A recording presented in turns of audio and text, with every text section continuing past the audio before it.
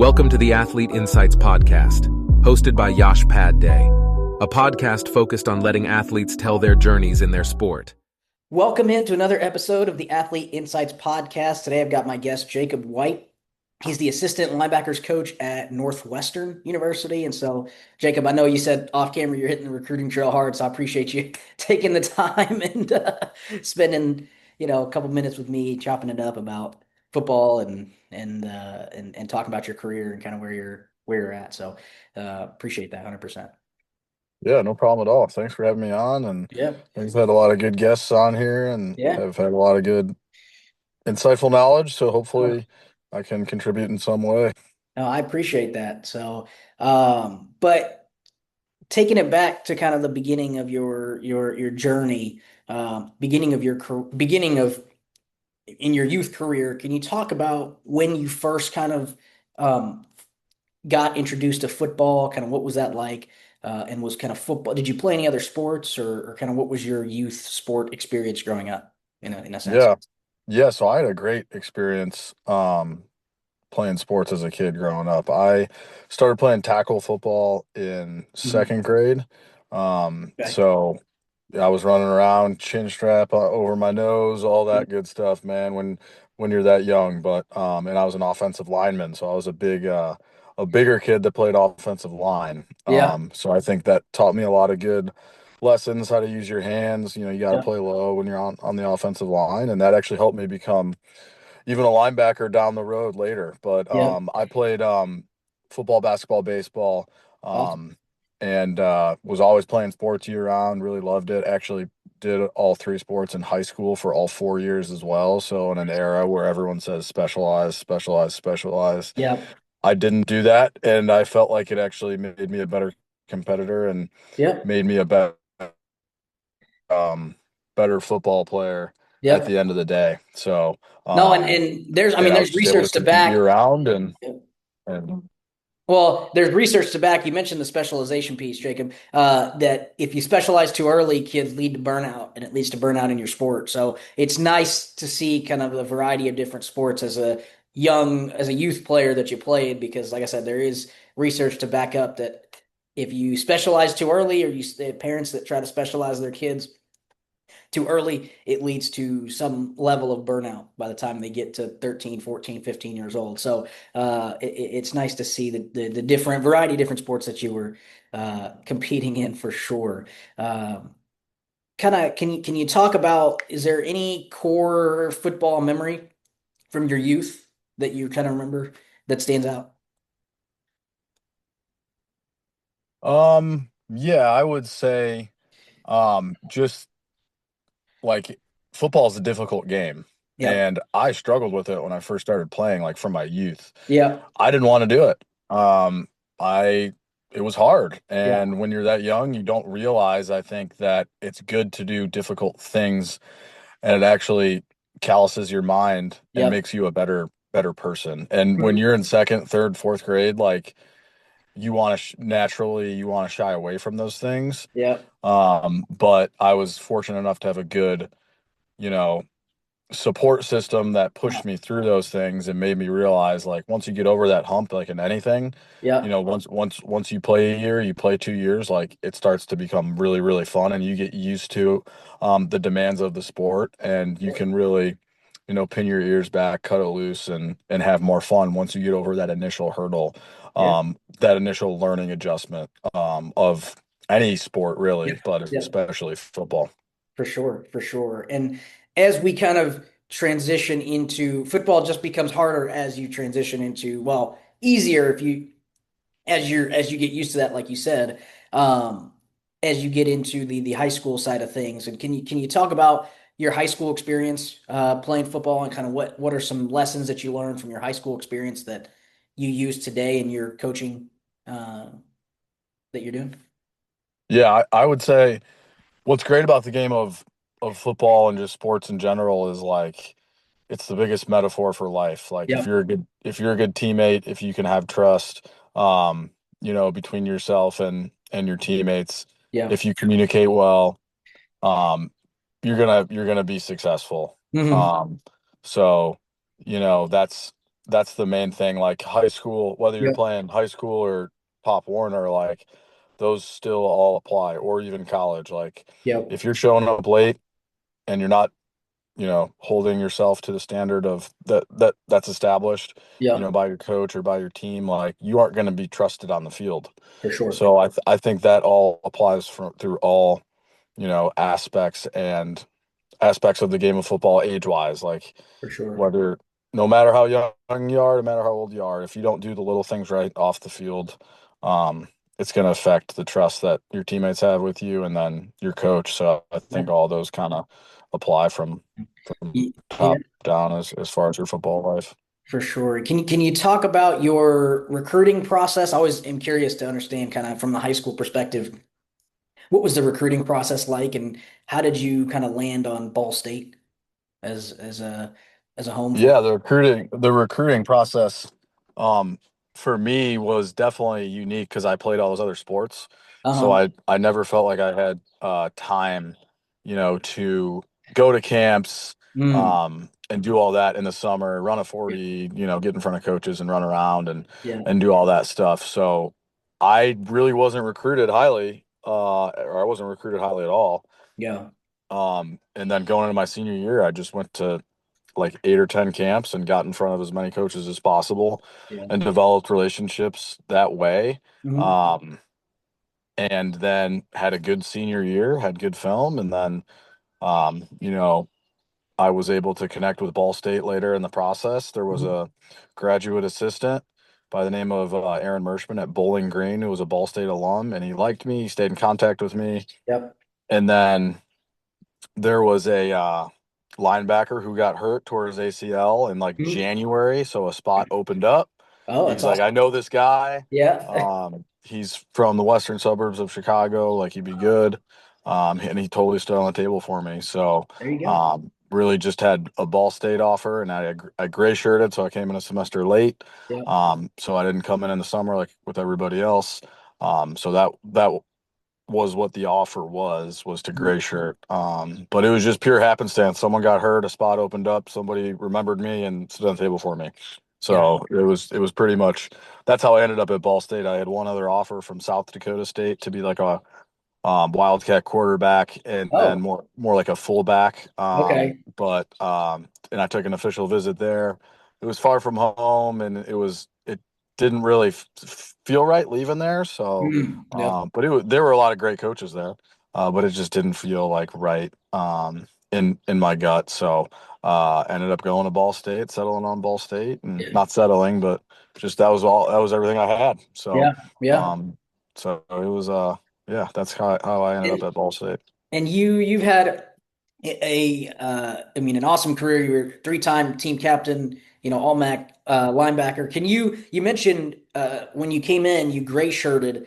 Can you explain a little bit that process of like what to our viewers and listeners, like what gray shirting versus red shirting? Can you walk through that process and what that means in terms of eligibility piece? Yep. So there's two ways to gray shirt. One is you could just go in the fall semester Yeah. and just be a normal student, and you're not a part of the football team, and you could just be a normal student, do classes, and then start up and be a part of the football team in January. Mm, Or you could, which is what I did, elect to just not go at all until January when I would start right with the team. So yeah. I just elected to just stay home. I coached at my high school. I Oh, did some like construction work just to stay busy. yeah. I did odd jobs to stay busy. Yeah. And then just kind of ate up time until January. And then I went to Ball State. So I was a part of actually the next recruiting class. So I Mm, waited. So all my friends left to go play college football, left to go to college, and I stayed back behind. So it was tough yeah. for sure. But that's kind of how it all worked out. Yeah. And still was fortunate enough and to be able to be on scholarship too, which was big Yeah. for my family and For sure. and myself. So that was really really big. For sure. No, and I mean, like I said, you have a plethora of accomplishments at Ball State, which is fantastic. And obviously that's where we connected and met and got through. And can you talk, you mentioned the importance of mentorship and coaching, and having good coaches and good people in your corner. And can you talk about Coach New and his impact as a coach on you, and kind of what you learned from Coach New while at Ball State, and that process? Yeah, the main thing I learned from Coach New Mhm. was just the importance of family, Yep. having a family atmosphere, Yep. and you know, contributing to an atmosphere that everyone wants to go to and show up to and practice at, Yeah. right, and all that. I know Coach New's got my back for forever, and I've got his back forever as well. Hmm. And just so he created that really good environment, that really good competitive environment that we all liked. Um, Yeah. that we all love to be a part of. So like the main thing with Coach New was family. That was something that always stuck out. Hmm. That I think was our edge was, hey, we're going to be more tightly knit than any team that we play. Yeah. We're gonna know each other, what we've been through, what our strengths, our weaknesses as people first, Yep. and then that's going to lead into success on the field. So I think that was kind of the main thing is like know your teammate, love your teammate, Yep. and this is a family atmosphere.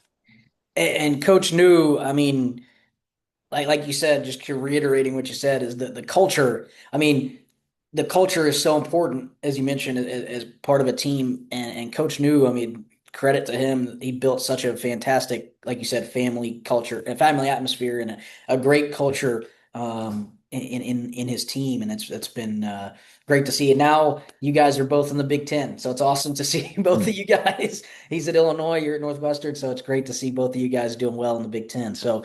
Um, can you talk about your transition? You after after playing at Ball State, you were a Butler for a couple years and went back as a defensive GA at Ball State, and then now you're at Northwestern. Can you talk about what that transition from player to coach was like? Yeah, it's difficult. It's really hard. There's a lot of things that you take for granted as a player that you don't even think about as a player that gets done behind the scenes, Yeah, right? That the GAs do, the position coaches do, yeah, um, that you don't even realize. So now I was the one doing those things. So I think I had a great appreciation, for all those coaches that when I played, what they went through and what was completely necessary from the work that they put in to keep a football program running, like all that behind the scenes stuff. I yeah. didn't even really know how to use a copier. I was like, Oh, how do I even, all those things like are yeah, difficult, you yeah, know, Excel, PowerPoint, when you're not as fluid with it as a lot of other coaches, like there's a learning curve there. Visio, for sure. there's a huge learning curve, you know, um, there. So just doing that, the technology side of it, I think was, the biggest Adjustment. learning curve that I never needed playing. Obviously, you don't need that Yeah, playing, but as a yeah, coach, it's pivotal to like your success. So for I sure, think that was kind of the biggest adjustment was just getting used to all that, for all, sure. all that stuff. And then being like when you're a teacher, like all coaches are teachers. Yep, So what can you say, right, that allows this person to play fast, not overthink, yep, and what information do I need to give them and what information do I not need to give them? hmm, Because sometimes there's too much information. So yep, just understanding that, how to coach, how to yep, run a meeting that's smooth. yep, And yeah, those are all things that obviously take time. You don't just start doing that right away, yep, but yep, trial and error and things take time. And, for sure. you know, It's a learning curve, through and through. absolutely. And so, I always say, you mentioned a great, analogy there with coaches as teachers, which they are, and they're really there to as mentors, to help the athletes, not just on the field but off the field, and help them through life, and guide them through life as well. And I got into teaching sport management so I could have a positive impact on young people. I'm assuming that's the same kind of philosophy that you had when getting in coaching, is having that positive impact on and mentorship on the younger generation. And that's really why I started the podcast, to help kind of the younger generation of athletes to understand, the different nuances of sport. And can you talk about, when I when I, teach and I'm in the classroom, I always get asked what my teaching philosophy is. Can you talk about of everything that you've learned from Ball State to Butler to being a defensive GA and now at Northwestern? Can you talk about your coaching philosophy? What does that embody? Yeah, absolutely. Great question. Um, like when you're on the field, you flip the switch in Yeah. between the white lines, right? So Hmm. everything's intense, Yeah. everything's urgent. Yeah. Okay.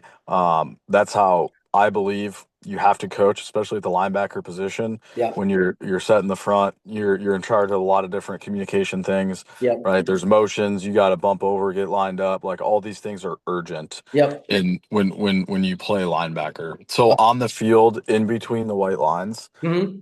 I'm a very intense guy, Yeah. right? I like Yeah. to be. Yep. Um, You have to and be, I feel like, at the you linebacker position. you have to be because Yeah. they're asked to do so many different things and they're great Yeah. communicators and all of that. Now in the meeting room, that's a classroom. So having an environment Yeah. where if a kid's genuinely confused about something, he feels like he can speak up and ask questions. That's a teaching environment where we all want to be great communicators in the Mhm. classroom, in the meeting room, the film room, and we got to be on the same page. So, Yeah. understanding that everyone learns a different way. What's the best way each player learns, and how can I cater, To that. meetings, and how can I cater how I'm teaching, you know, Yeah. to the best way that a player's learning because everyone learns differently. Some guys Yeah. are visual. Some guys, if they hear one thing, they're good. Yeah. Some guys, if they hear it, they don't hear it. It's like you're Yeah. speaking Spanish and Yeah. you got to draw it up on the board or you got to Yeah. walk through it. Yeah. So just understanding how everyone learns and adjusting Yeah. kind of your meetings from there. But really, really intense on the field, intense in the weight room if we have workouts or we're on the field, we have workouts, Yeah. right? But understanding, we got to be calm, cool, and collected when we're in the classroom, in the film room, and Yeah. even in between series, Yeah. Like Navy SEALs in an operation when it Yeah. goes wrong. Yeah. They're not freaking out on their headsets or their intercoms and like, what do we do? What's going on? I thought Yeah. he's supposed to go here. No, Yeah. they're calm communicators. Yep. They understand what's going on Hmm. and they In control of the situation. they're in control of the situation exactly. So like that's how I like to be on game day. For sure. There.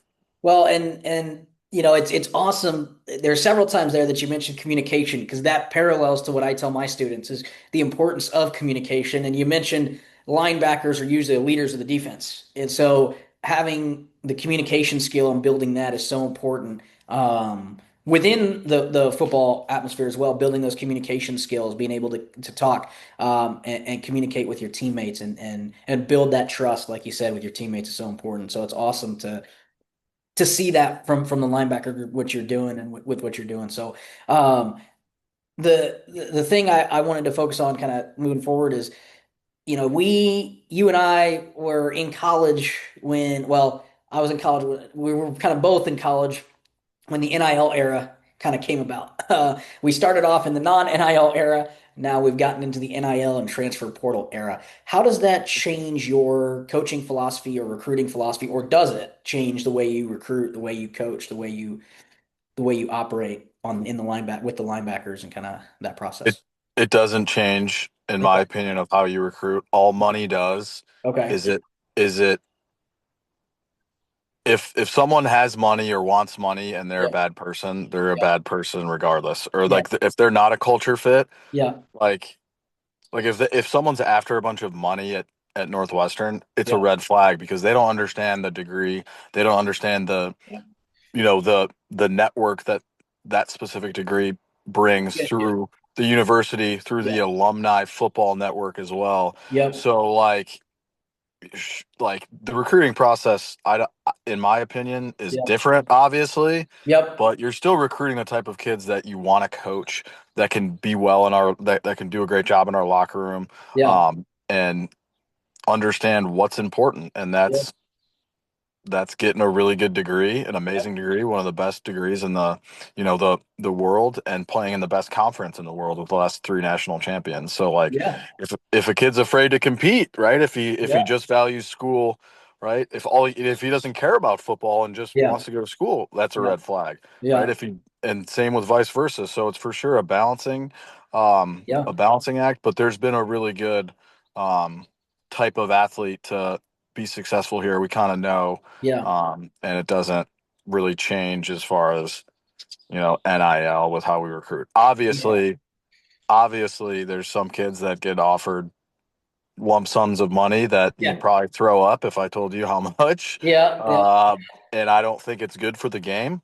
Mm. It's really bad for the game. Yep. And the long term, residual effects of a 17, 18, 19-year-old getting generational wealth and then all of a sudden not getting that Yeah. is not good for the individual as far as incentives of life. Yeah. Right. If the NFL doesn't work out, you're in an entry level job making $50,000. Yeah. Well, guess what? You might have just made that in a month when you played in college. Yeah. So it's very different, Well, and and the other thing it's I'm seeing now, because I teach NIL and I work with our athletic department with NIL, is like when you give 17, 18, 19 year olds money, like they're not really as financially savvy with it. So like no, absolutely not. that's the key issue I feel like with the NIL aspect is, they're not as financially educated, which then, like you said, leads them to, making poor decisions with the money that they do get while they're getting that generational wealth, and then that causes issues moving forward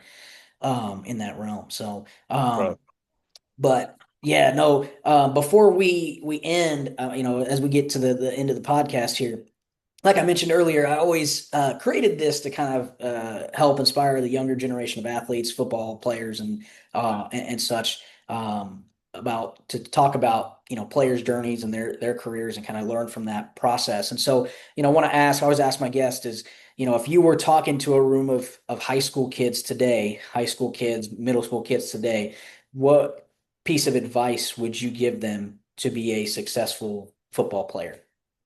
Yeah, I would say the pain of regret will hurt a lot more than the pain of discipline, Yep. right? Yep. So you're going to turn 35, 40 years old one day and you're going to look back at your life Yep. and you're either going to be really proud of that and you're going to be like, hey, I gave it my all. I didn't regret anything. I Yep. showed up every day. I watched extra film. I took care of my body, right? I Yep. got extra sleep. I met with my coach. Mhm. I was great in the weight room.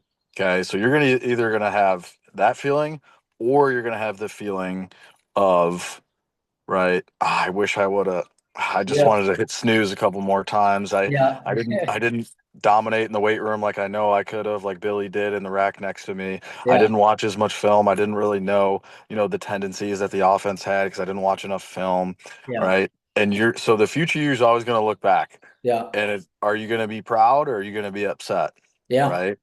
Well, So that's like the main thing I would say with yeah. like talking to like middle school and high school kids. And then also if even if it's not football, it all Yeah. applies to life, Yeah. right? Yeah. So there's a lot of football is life, Yeah. right? 100%. In, It's an in in terms embodiment of of the life. lessons, Yeah. correct. In terms of the lessons that, it teaches. So Mhm. if you could be a good football player and you did all little things right, Yeah. you showed up each day, you were accountable, all that, and then you enter the real world, you enter corporate America, Yeah. you do another job that's not coaching.